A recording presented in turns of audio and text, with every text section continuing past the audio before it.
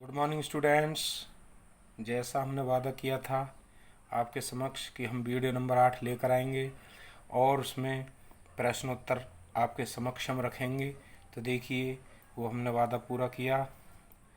आज हम video number 8 लेकर आए हैं, जिसमें जो हमने पद्य 2 कविताएं पढ़ाई थी, दिन जल्दी जल्दी ढलता है, हरिवंश राय बच्चन द्वारा लिखी गई थी, जो अमिताभ बच्चन के पिताजी हैं। उनके प्रश्न उत्तर देखिए, मैं 10 प्रश्न लेकर आया हूँ और उसके उत्तर।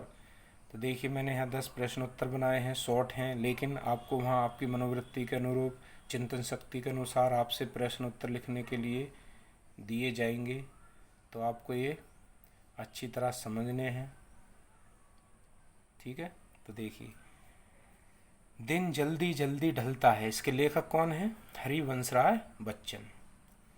कवि के मन में आशंका है, यानी किस प्रकार की आशंका है कवि के मन में?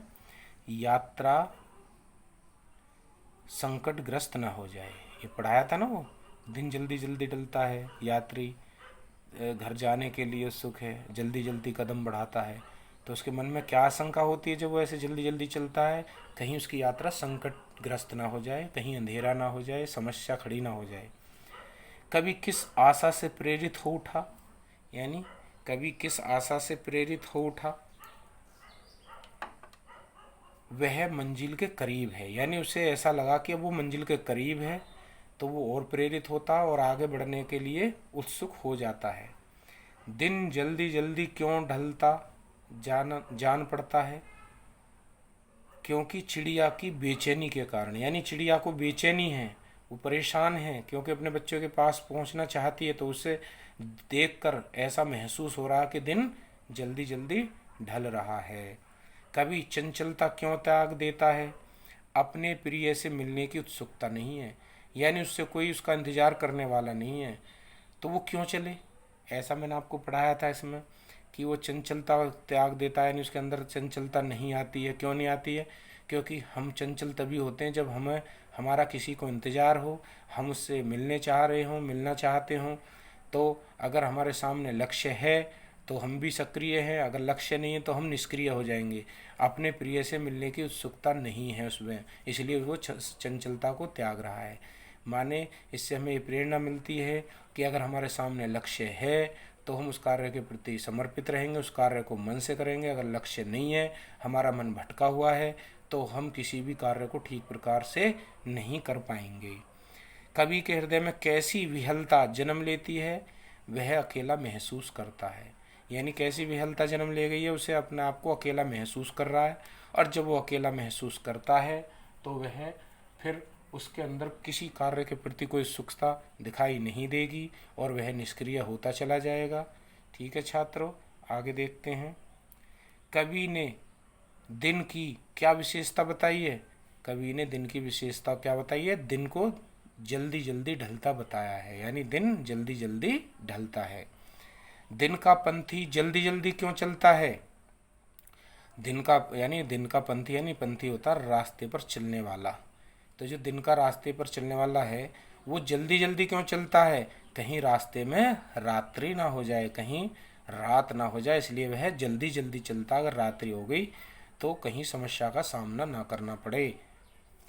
प्रत्याशा शब्द का उपसर्ग और मूल शब्द बताना है। तो देखिए, प्रति आशा, तो प्रति हो गया उपसर्ग और आशा हो गया मूल शब्द।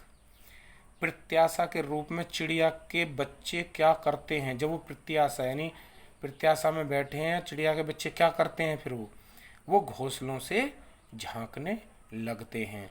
घोंसले से झांक कर अपनी माँ का इंतजार करते हैं कि हमारी माँ आने वाली होगी हमारे लिए भोजन लेकर। ठीक है छात्रों, तो मैंने इसमें 10 प्रश्न लिखे हैं, लॉन्ग क्वेश्चन और उसमें बुक में दिए हैं। लेकिन अगर आपने इतना पढ़ लिया, समझ लिया कविता को, तो जब क्वेश्चन आएगा आपके अनुसार पूछा जाएगा तो आप उससे क्या सीखे, तो आप उसका उत्तर भी अच्छी प्रकार लिख पाएंगे। ठीक है छात्रों, अब बात करते हैं हम नेक्स्ट कविता जो मैंने अभी पढ़ाई थी, कविता के बहाने। इसके भी 10 क्वेश्चन हमने लिखे हैं, तो इन्हें ध्यानपूर्वक देखना, समझना। कविता के बहाने, इसके राइटर यानी कवि हैं कुंवर नारायण। कविता एक उड़ान है, इससे क्या अभिप्राय है? कविता एक उड़ान है, यानी कविता एक कल्पना, यानी वो है एक कल्पना है, यानी उड़ान है।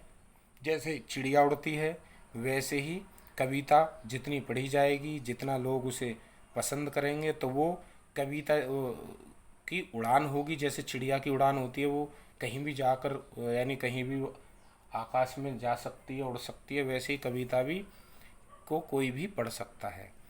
कविता की उड़ान कौन नहीं जान सकता? कविता की उड़ान चिड़िया नहीं जान सकती, क्योंकि मैंने आपको 3 पद पढ़ाए थे, जिसमें पहले पद में चिड़िया के बारे में बताया था, दूसरा फूल के बारे में बताया था, यानी फूल भी नहीं जान सकता कविता की उड़ान, और ना ही बच्चा जान सकता है। तो तीनों पर मैंने आपको समझाया था। कवि फूलों के बहाने क्या सीखना चाहते हैं? कवि फूलों के बहाने क्या सीखना चाहते हैं? खिलना, यानी खुश होना, या अपनी कविता को दूर दूर तक पहुंचाना। मन और फूलों में कैसा अंतर बताया है? कवि दुखों के बाद सुख का अनुभव करना चाहते हैं। कवि मन तथा बच्चे में क्या समानता है? सभी घरों को समान मानते हैं, मन और बच्चे। वैसे ही कविता भी सभी के लिए समान रूप से विचार प्रस्तुत करती है।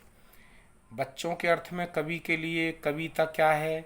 एक खेल है। बच्चों के लिए कविता क्या है? एक खेल है। बिना मुरझाए बाहर भीतर कौन महकता है? फूल, ये मैंने बताया था। कौन कविता के पंख लगाकर इधर उधर उड़ता है? कवि। कवि क्या करता है? कविता के पंख लगाकर इधर उधर उड़ता है, यानी कविता के माध्यम से।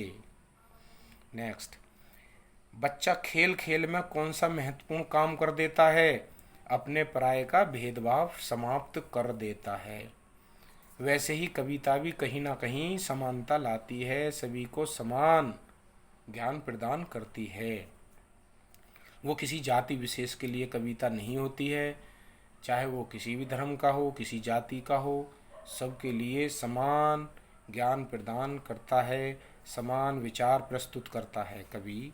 तो ये आप समझ गए होंगे। आगे, बिना मुरझाए महकने का क्या आशय है?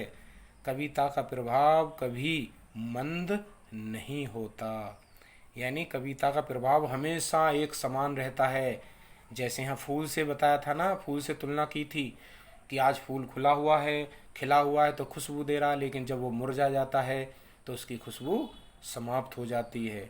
फूल सीमित क्षेत्र तक व्याप्त है, जबकि कविता का प्रभाव व्यापक रूप से, यानी उसका कोई क्षेत्र सीमित नहीं है, वो असीमित है। यहाँ पर कवि ने यही बताया, बिना मुरझाए महकना, यानी फूल मुरझा सकता है, बिना मुरझाए कौन महकता है? वो है कविता। उसका प्रभाव कभी समाप्त नहीं होता है, उसका प्रभाव हमेशा एक समान ही रहता है। तो ठीक है छात्रों, हमने आपके समक्ष 2 कविताएं प्रस्तुत की। एक दिन जल्दी जल्दी ढलता है, जिसके राइटर कवि हैं हरिवंश राय बच्चन, और दूसरी कविता के बहाने कविता पढ़ाई, जिसके कवि हैं कुंवर नारायण जी। तो ये दोनों कविताएं आपने पढ़ी और इनका संक्षेप में व्याख्या भी सुना, और उसके प्रश्नोत्तर जो मैंने आज दिए 10-10 क्वेश्चन हैं, इसे आप अपनी कॉपी में लिख लेंगे। और अगर आपने इन क्वेश्चनों को लिख लिया और इस कहानी कविता के व्याख्या को समझ लिया, तो आप लॉन्ग क्वेश्चन का आंसर भी ठीक प्रकार से परीक्षा में लिख पाएंगे, आपको किसी समस्या का सामना नहीं करना पड़ेगा। ठीक है छात्रों, आपने मेरी बातों को ध्यान से सुना और इस वीडियो को बार बार देखकर व्याख्या को समझ लेंगे और प्रश्नोत्तरों को भी याद कर लेंगे, तो आपको परीक्षा में कोई दिक्कत नहीं आने वाली है और प्रश्न का उत्तर भी अच्छी प्रकार से लिख पाएंगे। तो मैं आशा करता हूँ ये कार्य आप बाखूबी निभाएंगे। तो मिलते हैं छात्रों नेक्स्ट वीडियो में। आपका बहुत बहुत धन्यवाद।